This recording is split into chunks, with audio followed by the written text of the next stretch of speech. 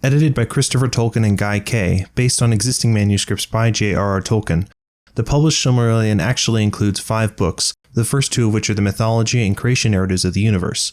The third is the actual story of the Silmarils, and the final 2 are stories heavily featuring the race of men, during times closer to the Lord of the Rings. The first 2 of these books are Ainulindalë and Valaquenta, which tell the story of Tolkien's god, known as Eru Ilúvatar or the One, as he creates angelic beings known as the Ainur. These divide into the Maiar, who comprise the lower choir, and the Valar, who are the higher choir. The Valar were named Manwë, Melkor, Ulmo, Aule, Orome, Mandos, Lorien, Tolkas, Varda, Yavanna, Niana, Este, Vere, Vana, and Nessa, each being conceptualized in Eru's mind as brothers, sisters, husbands, or wives, relative to the other Valar. The important things to remember is that Melkor was the wisest and most ambitious, and becomes evil, having a musical battle with Eru, and trying to later enslave Middle-earth.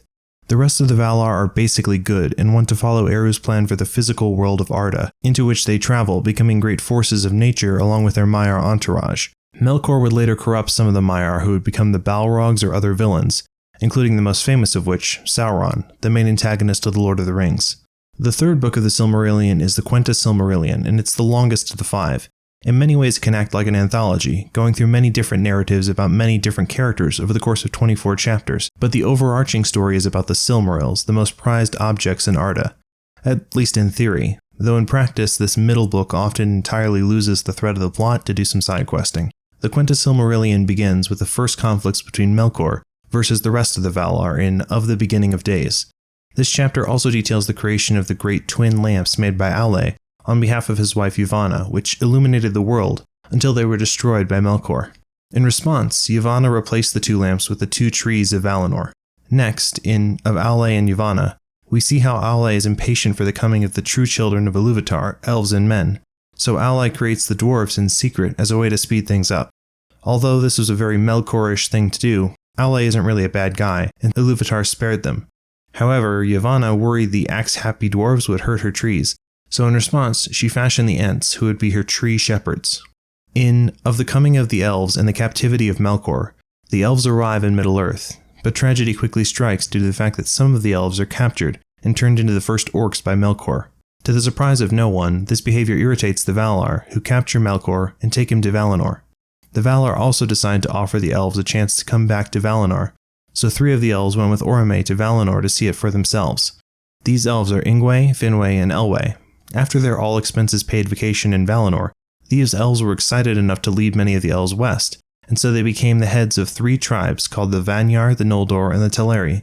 However, some of the Teleri became distracted on the journey to Valinor once they reached the Misty Mountains, and so they decided to camp out by the mountains rather than finish the trip. In Of Thingol and Melian, the next chapter of the Silmarillion, we take a closer look at the separated Teleri, who would be called the Sindar. This chapter also introduces Melian, who was one of the lesser Ainur. Melian was a great singer who, metaphorically, enchanted an elf named Thingol, and the 2 became the king and queen of the leftover elves, who started but did not complete the journey to Valinor. These are the same branch of elves that Bilbo and the dwarves would meet in Mirkwood Forest in the events of The Hobbit, on their own journey to the Misty Mountains. Next up is Of Eldamar and the Princes of the Edele. Among the elves that did come across the sea, Manwë and Varda preferred the Vanyar, though Aule liked the Noldor, who were interested in speech and craft.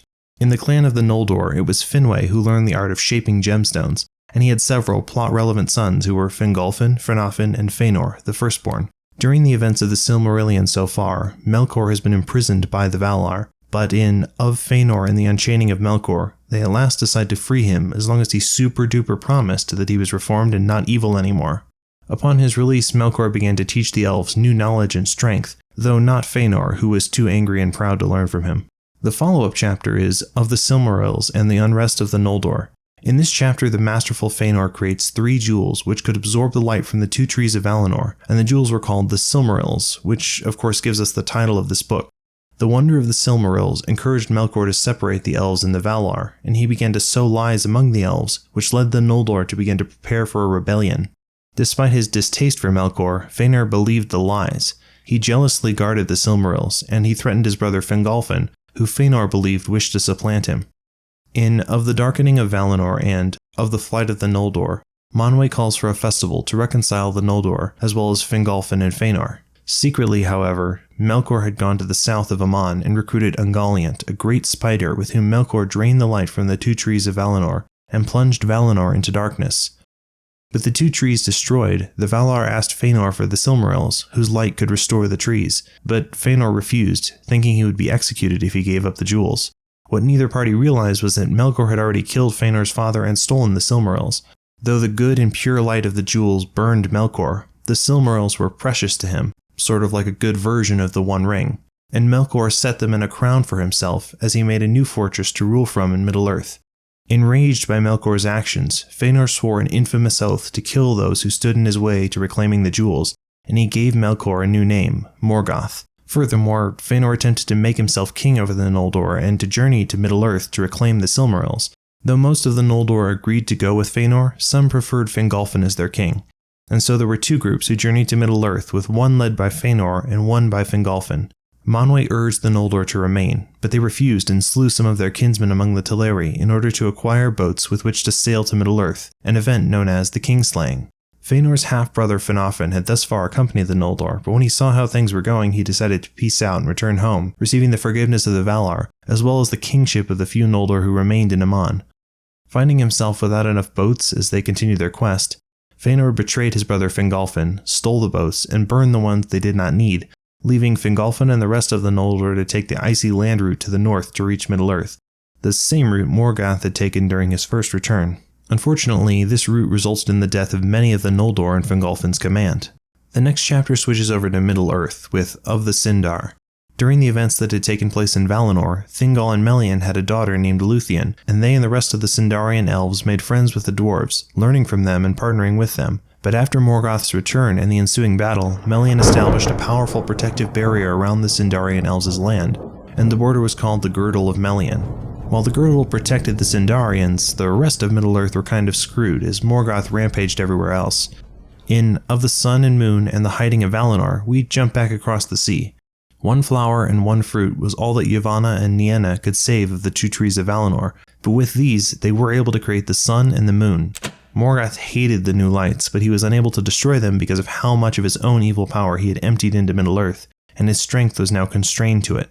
As men were born in Middle-earth and the suitably named Of Men, they populated the land and made allies of the elves, though not of the Valar, who remained either hidden or too difficult for men to understand. Morgoth did not stop the advance of men because of his hatred of the sun and moon, from which he hid. Next up is Of the Return of the Noldor, of Beleriand and its realms, and Of the Noldor in Beleriand. These next few chapters return to the journey of the Noldor to Middle-earth to reclaim the Silmarils. It tells how Fëanor is killed during a battle with Morgoth's forces, how after his death the tribe of the Noldor reconcile, how Galadriel, who was one of the Noldor, became the apprentice of Melian and fell in love with Celeborn, who was a relative of Thingol's, and how Fingolfin's son Turgon constructed a great city known as Gondolin. Morgoth, meanwhile, tried to attack the elves again, but the Noldor beat him back for 400 years, which united the Noldor and the Sindarian elves. That is until Thingol found out about the Kingslaying, which dampened their relationship somewhat. Back in Gondolin, Turgon's sister Eredil left the city under false pretenses to find the house of Fëanor and her distant relatives in Of Meglin. However, when Eredil came through the forest of a powerful elf named Eöl, he fell in love with her and he used his power to direct her to a part of the forest where he lived and married her, producing a son named Meglin. After a time, Eredil decided to sneak away and return to Gondolin with her son, with her enraged husband pursuing her. When Eöl arrived in Gondolin, the secretive elves of Turgon's house refused to let him leave, and in a frustrated altercation, Eredil was killed, and Eöl was executed for causing his wife's death. Meglin, however, was well received and impressed with Gondolin, and particularly with Turgon's daughter Idril. However, because they were such close relatives, Idril would not return Meglin's affections. Make a note of that, because it's going to come back later. Telling the story not quite in chronological order, this chapter of the Silmarillion journeys to the first finding of men by Finrod in Of the Coming of Men into the West. Though initially there was strife between the two peoples, many of the elves made friends with men. Mankind and the elves fought back Morgoth, and the mortal lives of men were lengthened by their exposure to the land of elves, who for their part were alarmed by the time-bounded lifespan of men, for death through old age was a weird concept for them. The next chapter is Of the Ruin of Beleriand and the Fall of Fingolfin. This story tells of Morgoth's advance against elves and men, how Fingolfin died in single combat with Morgoth, and how 2 men named Hur and Hurin spent time in the secret city of Gondolin. Morgoth heard news about this encounter and learned of Gondolin as well as Turgon's forces, which, because they were secret, made him somewhat nervous. In the following chapters called Of Beren and Luthien and Of the Fifth Battle, Nirnath Arnodiad, we get to the only poem from The Lord of the Rings that anyone cares about, the tale of Beren and Luthien. Beren was a brave warrior whose family was killed by Sauron. Inadvertently, he stumbled through the girdle of Melian, where he met and fell deeply in love with Luthien. Thingol, Luthien's father, was completely uninterested in having Beren as a son-in-law, and so he set the seemingly impossible task of recovering one of the Silmarils in order for Beren to marry Thingol's daughter. Beren went on a quest to find a Silmaril, but was captured by Sauron.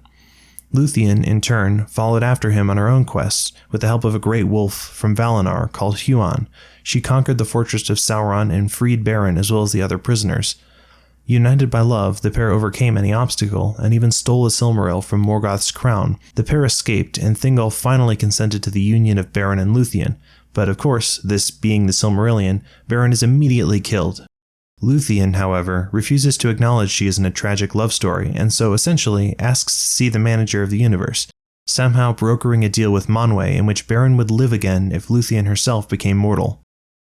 Meanwhile, Maedhros, one of Feanor's sons, heard how Beren and Luthien were able to nab a Silmaril, and so he figured it must not be that hard to do. So Maedhros decided to fight Morgoth. Given the fact that Feanor and his family were huge jerks, Maedhros wasn't able to get all the help he wanted, but he was accompanied by Turgon from the city of Gondolin and Turgon's brother Fingon. This plan went very poorly. Fingon was killed, though Turgon escaped to lead the Noldor and returned to Gondolin. Hurin, the human who lived in Gondolin, was captured by Morgoth, and had his family cruelly cursed when he refused to cooperate. The next chapter is Of Turin Turambar, or as I like to call it, the one where everything goes pear-shaped. To summarize this chapter, Turin is the son of Hurin, who ends up joining a criminal band, killing a couple of his friends, marrying his amnesiac sister committing suicide when she remembers who she is, and then Turin killing himself after chatting with his sword for a little while. Yeah. Moving right along, we have Of the Ruin of Doriath, in which Morgoth releases Hurin after 3 decades, and Huron inadvertently leads Morgoth to the general area in which we find Gondolin, though Morgoth isn't able to find the precise location. Yet. After failing to find entry into Gondolin and finding out his family is dead, Hurin decides to also commit suicide along with basically everyone else in this plotline. Meanwhile, Thingol is killed in a squabble over the Silmaril he had received as a dowry from Beren, in exchange for marrying Luthien several chapters earlier. J.R.R, the son of Beren and Luthien, took Thingol's place as leader of his land of Doriath after avenging his grandfather, though his reign was not particularly long, as the relatives of Feanor were quick to show up and wreck the place as soon as they found out there was a Silmaril to be found, leading to the second kingslaying. However, J.R.R's daughter Elwing made off with the Silmaril, and Feanor's family failed to get it.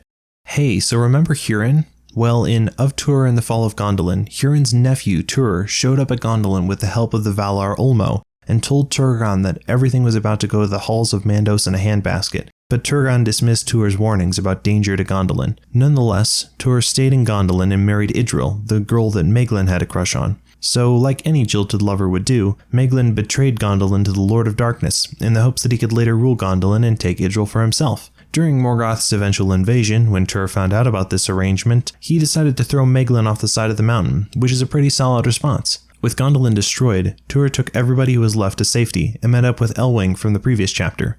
A real outlier in the Hurin family tree, Tuor got his happy ending by sailing out of Middle-earth and being made immortal, while his son Eärendil married Elwing. Eventually, in Of the Voyage of Eärendil and the War of Wrath, Eärendil and Elwing were able to sail to Valinor and ask the Valar for assistance in finally getting rid of Morgoth, and the Valar decided to heed the call, invading Middle-earth with their host, destroying Morgoth's forces, and capturing Morgoth.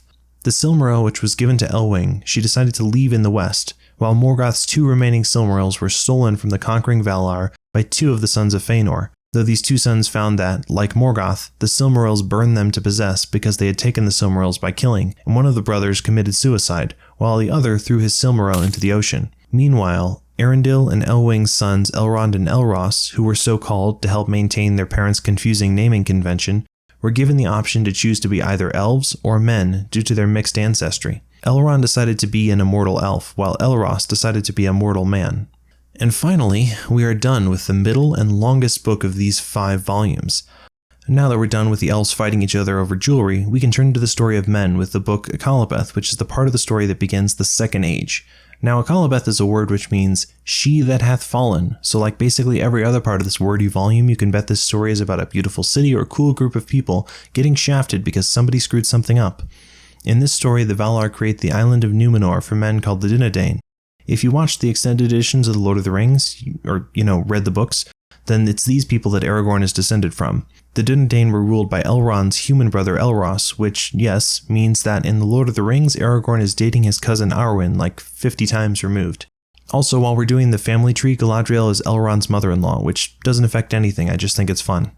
Now, the Númenorians were a cool bunch, for a while, and given the ability to live extraordinarily long lives for humans, though they weren't allowed to travel to the Undying Lands, since, they were in fact the kinds of beings that would eventually die.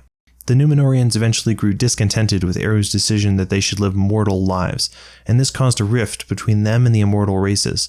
One of the Númenorians who rejected the elves was called Pharazôn, and when he heard that Sauron, Morgoth's right-hand man, had taken over Middle-earth, this Númenorian got annoyed, sailed over to Middle-earth, and captured Sauron, then brought him back to the Númenorians, which turned out, of course, to be a terrible idea, since Sauron made everything worse and convinced the Númenorians to commit idolatry, start worshipping the imprisoned Melkor, and destroy the white tree Nimloth, a gift from the elves, which had been derived from the original white tree at the start of this absurdly long volume.